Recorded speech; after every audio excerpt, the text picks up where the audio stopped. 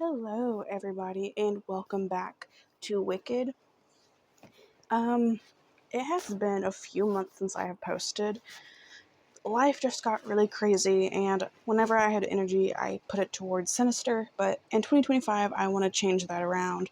I want to start uploading more frequently, and the way I've kind of doing it in my mind is I'm probably going to do Wicked in parts. So, like, all the videos I've been uploading until now will be like a part one. And then, because I don't want to say seasons. Season sounds corny because I don't know. To me, it just sounds corny. But part two would be starting with the videos I'm doing now, and they would go for a couple months at a time. I get a break. I can focus on Sinister, and then I come back after a month, and I kind of do it like that because it also gives me time to research a lot of videos. I can film them pretty quickly, and that way it's just easier for me to do that instead of film a couple videos, take like a couple days off, and then film it again. It's just easier for me this way, so I hope you guys understand. It was never my intention to let this channel fall back as far as I have, but it is definitely a break that I've needed. So this is going to be the start of part two. Um, so today we're talking about the case of Leanne Marie Hausberg. And the thing is, I had never heard of this case before. I was actually, um, there is a website called Uncovered that has a bunch of unsolved cases and stuff like that, uh, cold cases, things like that. And I saw her name on there. And I don't know, there's just something about it that I was intrigued by. And so I added it to my list. But the thing is, there's not a whole lot of information to this case. There wasn't really anything on the Uncovered website. I just kind of looked into her name, and then I found, I guess her family put together this website dedicated to her, which a lot of families do, and that's where a lot of this information comes from. So I just want to be very clear about that. But that is originally where I heard her name was from Uncovered, and that is who we are talking about today. So I'm sorry about this super long intro. Let's go and get into this. So Leanne Marie Hausberg was a 14-year-old girl from Brooklyn, New York. She had two sisters, and that's really all we know about her. But the day before her disappearance, she had an argument with her boyfriend named I believe it's pronounced Matthew Malave, while on a payphone at the YMCA. That was the last time he spoke to her. The morning of March 18th, 1999, she asked to borrow her sister's jacket, and Leanne didn't pack her book bag for anything other than a normal day away, with plans of returning home to 1516 67th Street in Bensonhurst that evening. She even left her diary. And now, for almost 25 years, her family has lived in agony, just not knowing what happened to her. Leanne was last seen standing on a street corner in the Bensonhurst neighborhood in the New York City borough of Brooklyn on March 18th, like I said. She was on 67th Street at approximately 9 a.m. at the time she disappeared, on her way to school. When she didn't return home that evening, her parents, they kind of concluded that she never even made it to school that day, and Leanne may have remained in the New York City area after she went missing. Although her case is classified as a runaway, her family believes that she was met with foul play. After her disappearance, an unknown female that was not Leanne called the family's home and said, "Leanne is all right," and then hung up. There was also a list of friends in her diary with phone numbers, and after she vanished, her dad called them, but oddly enough, some of them said that they never even met her. In her diary, she also mentioned that she was dating an older man.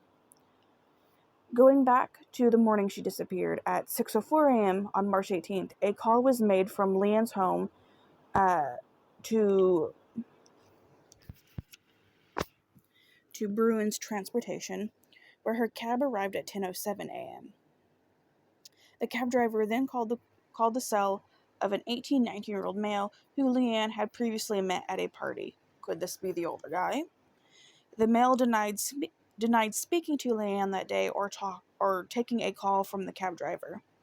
When questioned by police, the 19-year-old retained a lawyer, and never gave any other information. And he was also never named a suspect. So because she is still missing, she's still classified as a runaway. We obviously have never found a body, but we do have a description of her.